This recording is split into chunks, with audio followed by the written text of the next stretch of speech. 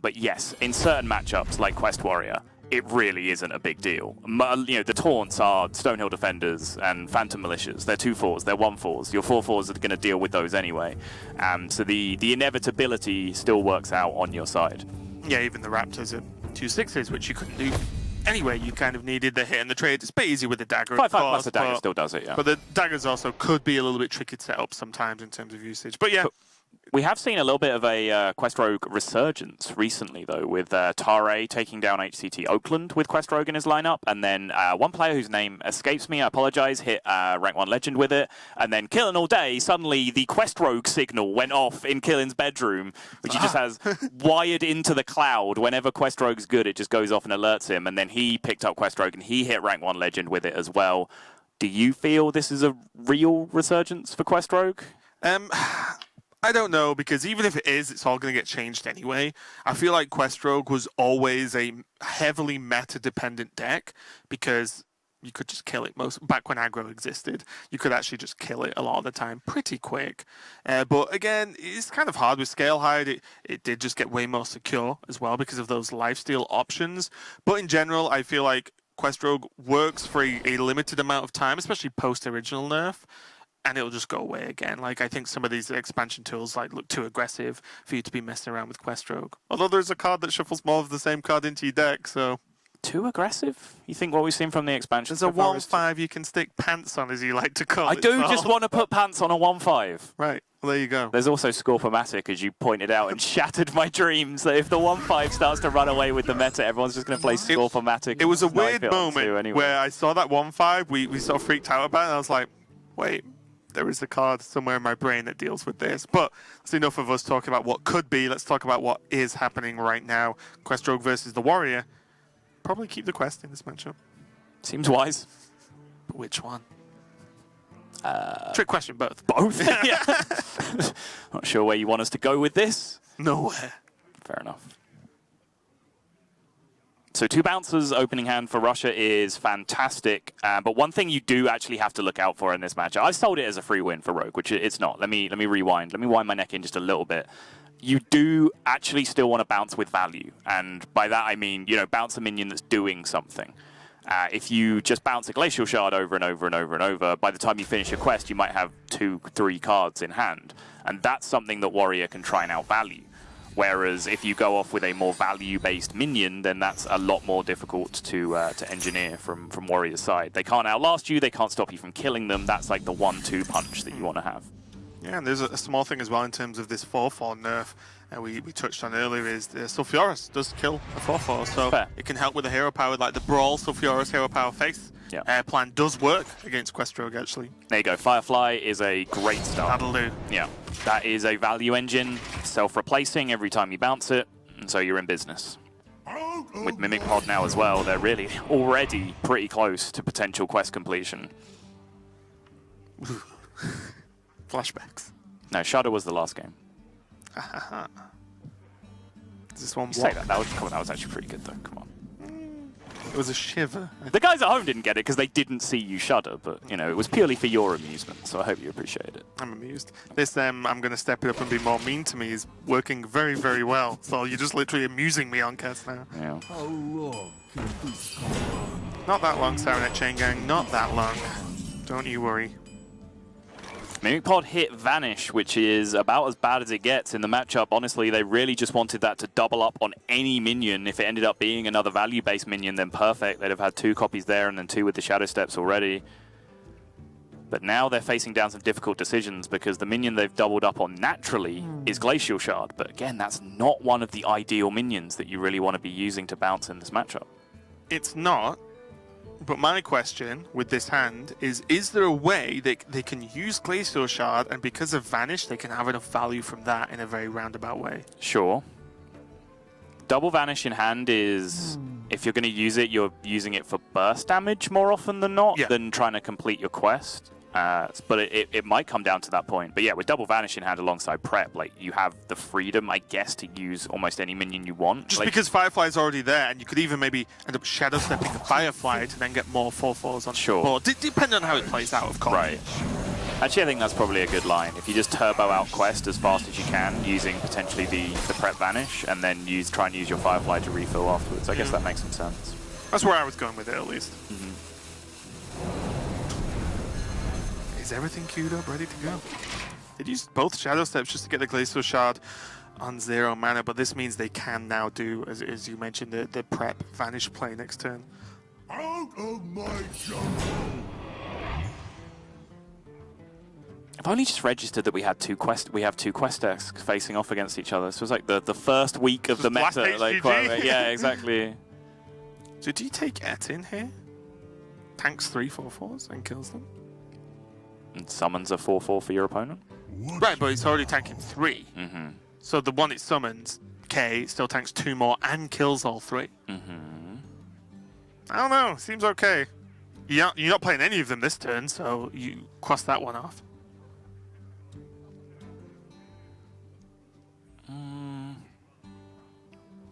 It's not Lord of the Arena, so we can rule that out immediately. Rotten Applebaum, like we said, deals with a 4/4 and a dagger, but is a mana cheaper, which can be important. If you get to the hyper late game, like Brawl into Rotten Applebaum is a turn you can play, whereas you can't do it with a 6 mana card. Doesn't have any real effect on Warpath, but I think my instinct lent towards the Rotten Applebaum. Okay. And this is what we set up from Russia. Shards go face because the minions are getting vanished. That's the dead giveaway to what the final plan is here if you haven't figured it out yet. Also, these 1/1s are actually pretty good because they do the job we wanted the Firefly to do as well in terms of just get you more stuff. Now then, here's a very, very boring conversation that no one's going to care about. So they used the Vanish on the far right, the one that they drew this turn. Yes? Now, on the surface, you would say that's correct, because if they use one of the Vanishes that are from Mimic Pod, they reveal the other card to their opponent, because they're both the same, and with 4 players on the opposing team, you'd hope they're counting. Someone is tracking that. However, last turn, you Shadow Stepped 2 minions to the point where they cost 0 mana. Does that not hard telegraph that you have Vanish in your hand already? So therefore, by casting the new Vanish that you didn't have last turn, you've actually given away more information because they can already hand read that you have a Vanish. Maybe they just really want them to know they have 2 Vanishes. Maybe they're just like, look, you play him in, it's not going to stick. I told you it was a really boring conversation, but... I do think there's something that exists of going too deep. Fair. And I think that's not like a 100% read. And if it's not 100% read, are you just okay with it? Okay. Because like, would you honestly just say 100% Vanish those 2 cards? The main pod. Would you go that hard in a match? I mean, it's like you said, it's hard to say 100% anything. Yes. But if I was on Hungary's team, I think I would be saying they have Vanish in hand. You know, I wouldn't be saying they absolutely 100% every time, but it would be my read. I would stand by it. Having Vanish though? Of course, but like, why reveal that they're not 2 other cards? It's not that they are Vanish; it's that they're not 2 other cards that they then have to think about and play around. It's one way out of that boring conversation. Yeah, like I said, these are the kind of things that I think about on very lonely nights at home, Raven. I'm glad. Nothing? I'm Okay, glad. good. That's all I'm saying.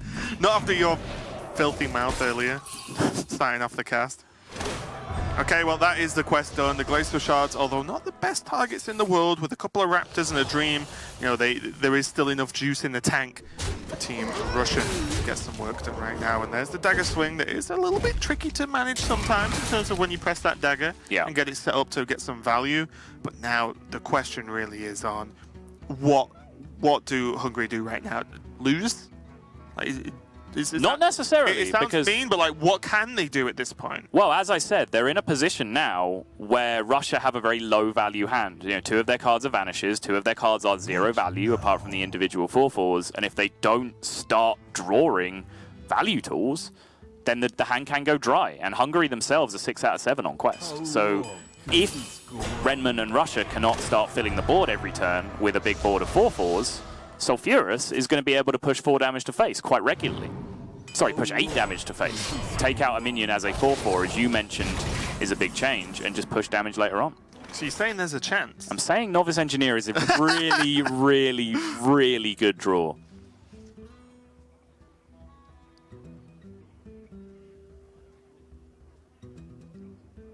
What did you think about the no attack last turn? Is it just deemed pointless because of Brawl?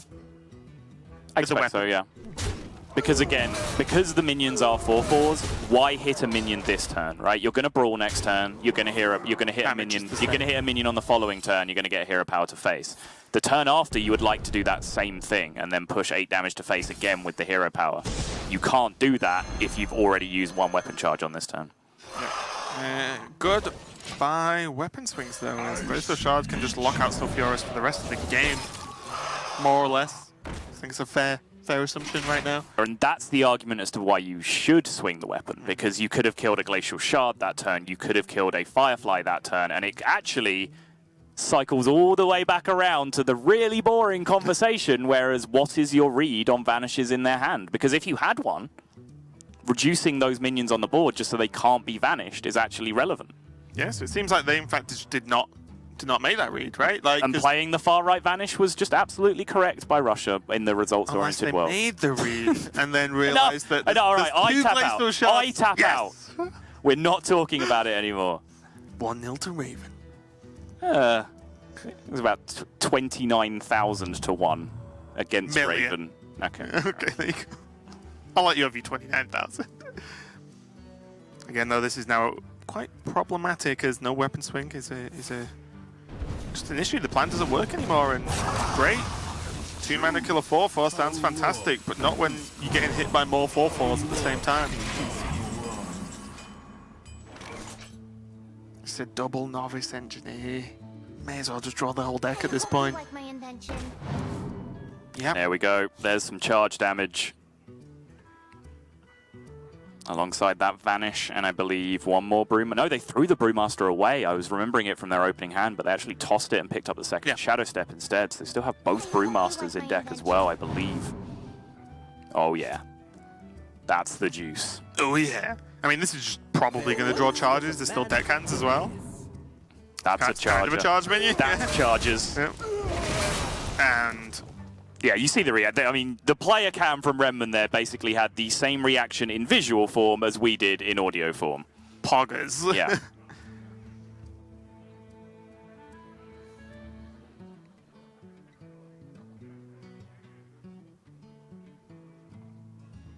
So honestly, after seeing so many cards, if you were the warrior, you tapping out right now. Describe to me a path of victory. Let me check Hungary's deck list real quick. I am looking for Blackwalled Pixie, which is not there. No, it is there. I did see it. It's higher in the list than I expect it to be. It's not a card that I'm used to looking for. So, okay, with a Blackwalled Pixie setup, you can potentially win the game in maybe a 1 Scale Hide world. You probably can't beat double Scale Hide. But I guess you're fine, actually, because you don't actually have to have minions in play yourself. So yeah, Blackwall Pixie is probably the out that they're looking for at this point, and they just have to push damage and race. A cheeky swing now as well can help them. And I mean, you can hero power anyway and see where it goes. They're working out what they want guaranteed. Okay. Wait. Why are they not swinging Sol? I don't know anymore. They know there's a Glacial Shard there. A very good question at this point. Exactly, they know there's a Glacial Shard in hand. Precisely. Blowing my mind. Ooh, there's the deckhand, there's the Stone Tusk board. They can be played with Vanish on following turns now as well. Use the deckhand because it's the situational charger. Hit it to face, that's 16. They have 16 more on the following turn with Stone Tusk, Vanish, Stone Tusk. Most importantly as well, Sap. Just to, they can even get the first set of damage through. If all of these minions disappear and they have to play more for the first hit, you can just sap them away and pile on more pressure regardless. So if not next turn, the turn after seems pretty wrapped up for Russia here, and it's on Hungary to just work out if there's any way. But I genuinely don't know why the weapon isn't swinging. I have no clue. I feel like they've just missed 8 damage so far. It feels like they are about to die with a weapon charge still up this game, which, again, seems to illustrate that something has gone very wrong. Yeah. Right. So they would have been on 18 if they swung twice, or they could have took 4 more damage and guaranteed AR power to face, but that is risky. Not that any of it matters. Maybe you can go back and deconstruct it later on, but to me, this looks like enough damage. So for the Quest Rogue gets the win. It does. This was the setup from the last turn, and it's just Stone Tusk, Vanish, Stone Tusk. Stone Tusk is 16. Multiplying in 4s, marginally harder than multiplying in 5s used to be, but still not too tricky to know that 4 into 16 gets the job done. Russia now do go